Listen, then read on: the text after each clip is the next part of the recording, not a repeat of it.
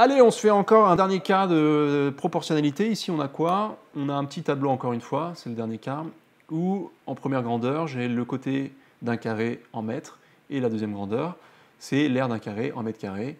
Donc, première ligne, j'ai 2, 5, 10, et deuxième ligne, j'ai 4, 25 et 100. Ça marche?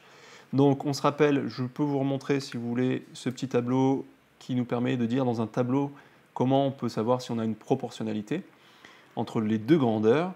C'est par exemple, si je prends la première ligne, j'obtiens la deuxième ligne en multipliant toujours par le même coefficient. D'accord? Le coefficient A, que j'ai appelé là. Et on peut aller dans l'autre sens aussi. Je peux aller de grandeur 2 à grandeur 1 en divisant par A. Donc ça revient à multiplier par 1 sur A. Donc je multiplie toujours aussi par le même coefficient. 1 sur A, c'est un coefficient.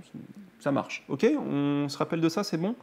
Donc on va essayer de regarder encore une fois dans ce tableau comment on va faire. Pour trouver un coefficient entre deux grandeurs, on divise l'un par l'autre. Moi, c'est ce que j'appelle le ratio. Donc, je reprends mon petit stylo. Est-ce que je vais arriver à rédiger tout ça? Voilà. Je fais le ratio de chaque colonne et je compare à chaque fois. Est-ce que je vais obtenir le même coefficient dans chaque colonne? Donc, moi, j'ai 3 colonnes, donc je fais toujours 1, 2 et 3.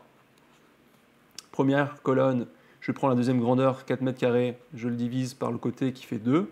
J'obtiens quoi? 2.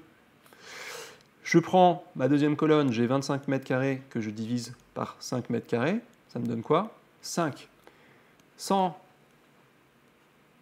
sur 10, ça fait 10. Et là, qu'est-ce qu'on constate à la fin? On n'a pas... Est-ce qu'on a le même coefficient? Non, j'ai 2, 5 et 10. Je n'ai pas 2, 2, 2 ou 5, 5, 5 ou 10, 10, 10.